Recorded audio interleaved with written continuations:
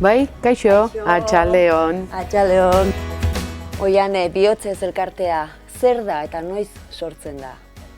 Bihotzez elkartea 2011an sortu zen, Bizkaian, gero 2017an Donostira ekarri genuen, eta sortzetiko kardiopatia duten pertsonek eta beren senideek osatzen duten elkartea da. Sortzetiko kardiopatiak aipatzen dituzu, hauek noiz diagnostikatzen dira? Jaiota dagola, lehenago? Normalian haurdunaldian diagnostikatzen dira, 20 astez gaudenian, organo guztik ikusten dira, eta bertan gehienetan konturatzen dira bihotza ez dagola behar bezala eratua, eta hor normalian gurasoek jakiten dute beren seme-alaba gaixo egongo dela. Behin ebakuntza eginda gero, behin dena ongi atera dela eta bizikalitatea nolakoa da haur horretan? Saiatzen gea eta familiak eta dana saiatzen dira normaltasunez izatea, egia da gaur egun gauzak asko hobetu diala, ebakuntzak geroz eta hobeago egiten diala, baina kontu handiarekin ibili behar dute, segun eta ze kirola egin nahi duten, ezin dute normalian eberestea hilo, hartu behar dira kontuan faktore batzuk, ume batekin konparatzen baldin badegu, beraien bizitza ez da berdina. Oiane, mila esker, eta orain aurrera egin duen familia horietako bat ezagutuko dut. Edurnerekin egin dut hitzordua, beraz, banoa. Bale, eskerrik asko Anabel etortzeagatik.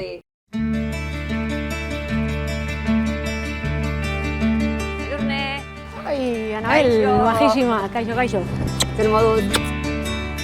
Edurne, alabaren diagnostiko bat jaso zenuten, noiz eta ze diagnostiko jaso zenuten?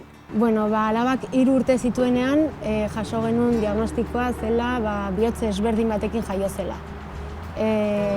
Normalean, ekografia batean jaio aurretik esaten dizute, ez? Sortzetiko kardiopatia edukiko duela, baina gure kasuan 3 urtekin esan ziguten. Alaba jaio eta izerdi asko botatzen zuen, beti gaixo, eztula, baina beti pediatrarentzat normala zen, ez? Aurra ikastolan hasi da, normala da, beste aurrekin edo negua da. Baina egun batean esan nion, jo, mesedez, posibilidad batea birikako argazki radiografia ikusteko. Eta hor ikusi genuen zerbait ez zegoela ondo. Birika bat txikiagoa zeukan, txuria zegoen, eta bestea tamaina normala.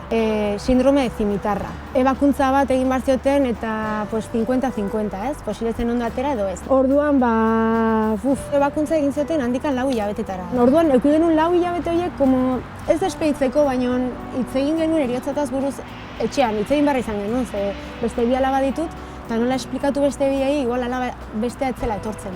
Bueno, polita eta gogorra, baina iritsi zenean momentu dije, bueno, jazta, entrenamendua egin dugu, ondo atatzen bada super ondo, eta ez bada ondo atatzen, bizi izan dugu alaba horrekin besteekin ez duguna bizi. Eta, bueno, eskerrak ondo atatzen. Eta gaur egun nola dago? Baditu bere revisioak, orain 13 urte ditut, orain arte oso ondo, ze gurasoak esaten dutena egiten dute, ez? Gutxi gora bera, baina 13 urtekin badakate beraien pentsamendua, eta pixka zaila. Horregatik, nik hasieran ez nuen ezagutzen bihotzez elkartea, ez nuen ezagutzen. Baina nire ezpak ikusi zen ekimen bat egin zutela ezakin non, eta esan zaten nahizu, bakizu bihotzez elkarte bat dagoela. Eta kostatu zitaidan igual urte bat sartzea, ez nuen bere beharra, ez nekien zer eskaintzen zuten, baina gero esan nuen benga eta oso ondo. Oso ondo horrekin, zer esan nahi duzu, zeman dizu bihotzez elkarteak? Babesa, babestua sentitzen da, zuri kotxa airbarrak zematen dizu, igual ez duzu erabiltzen inoiz, baina bakizu dagoela edo segurtasuna, ez dakit, ez? Nik behar izan dut pixkat laguntza psikologikoa momentu batzutan alabari zer erantzun eman, o zer esan, zer egin. Eta bizipoza esaten badizut, Edurne, ze kartzen dizu horrek burura? Badaukazu hitzen bat hori azaltzeko edo? Bai? Eta hemen jartzeko eskatzen badizut, Edurne?